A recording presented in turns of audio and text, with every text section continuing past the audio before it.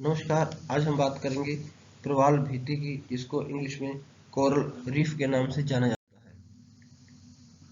प्रवाल भित्तियों का निर्माण उष्णकटिबंधीय भाग में स्थित समुद्रों के तटों पर होता है। वहां पर कहीं कहीं प्रवाल निर्मित स्थलाकृतियां देखने को मिलती है, जिसे प्रवाल भित्ति के नाम से जाना जाता है।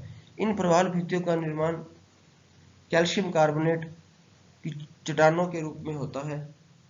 इनका निर्माण चूने का उत्सर्जन करने वाले पोलिप्स या प्रवाल कीटों से होता है। ऐसे कीट जो लगातार चूने का उत्सर्जन करते रहते हैं, इन चूने के उत्सर्जन से इन चूना रूपी शैलों का निर्माण होता है, जिसको प्रवाल भित्ति के नाम से जाना जाता है। यह प्रवाल भित्तियां किसी अंतः समुद्री चबूतरों या तटीय मैदानों के सहारे लगातार इन प्रवाल कीटों के इकट्ठा होने से एक बस्ती के रूप में इन प्रवाल भित्तियों का निर्माण होता है। यहाँ पर लगातार ये प्रवाल कीट जो है इकट्ठे होते रहते हैं। इन प्रवाल कीटों में जो पुराने प्रवाल कीट होते हैं, जो वृद्ध हो जाते हैं, वह मृत होते जाते हैं तथा उन्हीं प्रवाल कीटों के ऊपर लगातार नए प्रवाल कीट अपना घरौंदा बनाते रहते हैं, जिसकी वजह से एक समय ऐसा आता है कि एक बहुत बड़े विशाल प्रवाल कीटों की एक बस्ती सी बन जाती है, जिसको प्रवाल भित्ति के नाम से जाना जाता है। प्रवाल भित्तियों के निर्माण के लिए कुछ आवश्यक दशाओं की जरूरत होती है। इन्हीं आवश्यक दशाओं की मौजूदगी में प्रवाल भित्ति निर्मित होते हैं। आवश्यक दिशाओं की बात करें तो सबसे पहले है तापमान। प्रवाल भित्ति का निर्माण या प्रवाल कीटों का विकास वहीं पर होता है जहां पर समुद्री जल का तापमान 20 डिग्री सेल्सियस या उससे अधिक हो। दूसरा, प्रवाल भित्ति 45 से 55 मीटर से अधिक गहराई पर इनका विकास नहीं हो पाता, क्योंकि 55 मीटर की गहराई के बाद क्या है, ऑक्सीजन काफी कम हो जाती है, जिसकी वजह से इन कोरल पोलिप्स प्रवाल कीटों को सांस लेने में काफी ज्यादा दिक्कत होती है, वहां पर ये मृत हो जाते हैं। इसीलिए इन प्रवाल कीटों का विकास 45 से 55 मीटर की गहराई पर ही हो पाता है। प्रवाल कीटों के निर्माण के लिए समुद्र का जल स्वच्छ होना अति आवश्यक है। इसके अलावा जल में एक निश्चित मात्रा में खारापन भी हो। पर्याप्त मात्रा में भोज्य पदार्थों की आपूर्ति लगातार होती रहनी चाहिए, तभी प्रवाल कीटों का विकास हो पाता है।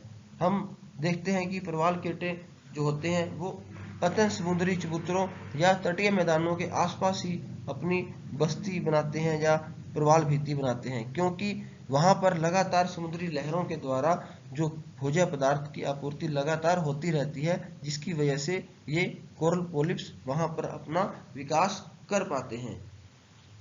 समुद्र की सैलिनिटी की बात करें तो 27% से 40% समुद्र की सैलिनिटी इसके लिए उपयोगी सिद्ध होती है।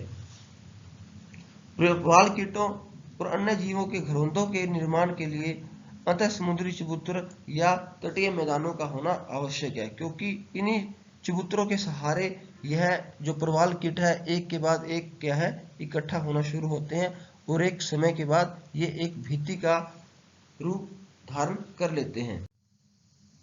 प्रवाल भित्तियों के प्रकार की बात करें तो आकृति और उत्पत्ति के आधार पर प्रवाल भित्तियों को 3 वर्गों में बांटा गया है। प्रथम, तटीय प्रवाल भित्ति जो तट के बिल्कुल संलग्न होती है, तट के सहारे जिन भित्तियों का निर्माण होता है। दूसरा, प्रवाल रोधिका जो तट से थोड़ा दूर बीच में एक झील होती है, तट से थोड़ा दूर जिनका निर्माण होता है उसको प्रवाल रोधिका बोलते हैं। तीसरा, प्रवाल द्वीप वलय, यह समुद्र के तट से काफी दूर समुद्र के बीच में इस भित्ति का निर्माण होता है। प्रवाल द्वीप वलय, एक द्वीप के सहारे इसका निर्माण होता है। सबसे पहले हम तटीय प्रवाल भित्ति की बात करें तो इन भित्तियों का निर्माण, जैसे कि मैंने बताया, जो हमारे तटीय भाग होता है, इस तटीय भाग के सहारे या जो द्वीप होता है, इस द्वीप के चारों तरफ इस तटीय प्रवाल भित्ति का निर्माण होता है। ये प्रवाल भित्ति तट के बिल्कुल समानांतर होती है, क्योंकि इसी भाग पर लगातार समुद्री तरंगों द्वारा लगातार ऑक्सीजन युक्त जल तथा प्रवाल कीटों के लिए भोजन की लगातार यहाँ पर क्या है आपूर्ति होती रहती है, जिससे इन प्रवाल कीटों को पोषक तत्व मिलते हैं और यहाँ पर ये अपना विकास कर पाते हैं। उसके बाद है प्रवाल रोधिका। प्रवाल रोधिका का निर्माण प्रवाल भित्ति से ही होता है।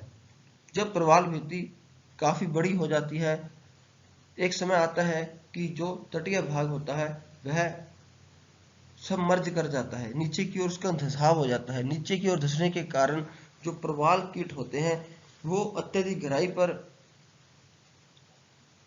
जीवित नहीं रह पाते, तो वो प्रवाल कीट ऊपर की ओर बाहर की ओर उठना आरंभ करते हैं। तो धीरे धीरे ये प्रवाल कीट क्या है बाहर की ओर अपना विकास करते रहते हैं, ऊपर की ओर अपना विकास करते रहते हैं, जिसके वजह से बीच में पानी एकत्रित हो जाता है, बीच में एक झील बन जाती है। इस प्रवाल भित्ति को हम बोलते हैं प्रवाल रोधिका। जब कभी तट और प्रवाल भित्ति के मध्य एक लैगून अत्यधिक चौड़ी और गहरी हो जाती है और प्रवाल भित्ति का निर्माण तट से दूर होता है, तब उन्हें प्रवाल रोधिका कहा जाता है। जैसे ग्रेट बैरियर रीफ विश्व की सबसे बड़ी प्रवाल रोधिका है, जो ऑस्ट्रेलिया महाद्वीप के उत्तर पूर्व में स्थित है। इसके बाद बात करें प्रवाल द्वीप वलय की, तो जो प्रवाल भित्तियां वृत्ताकार होती हैं या दीर्घ वृत्ताकार होती हैं अथवा घोड़े के नाल के आकार की होती हैं, उन्हें प्रवाल द्वीप वलय कहा जाता है। इन प्रवाल द्वीप वलयों के बीच में एक बहुत चौड़ी लैगून पाई जाती है। हालांकि इन प्रवाल भित्तियों की चौड़ाई काफी कम होती है, लेकिन इनका जो विकास होता है वो विकास मुख्य भूमि से काफी दूर खुले महासागरों में होता है। खुले महासागरों में किसी द्वीप के चारों तरफ इन प्रवाल द्वीप वलयों का निर्माण होता है। इसके बीच में जो झील पाई जाती है ये एक लगातार भित्ति नहीं होती, इसके बीच में काफी छोटे छोटे क्या होते हैं कट होते हैं, एक जो मार्ग प्रस्तुत करते हैं खुले महासागर से उस झील में जाने के लिए। इस प्रकार की भित्ति को हम प्रवाल द्वीप वलय के नाम से जाना जाता है। धन्यवाद।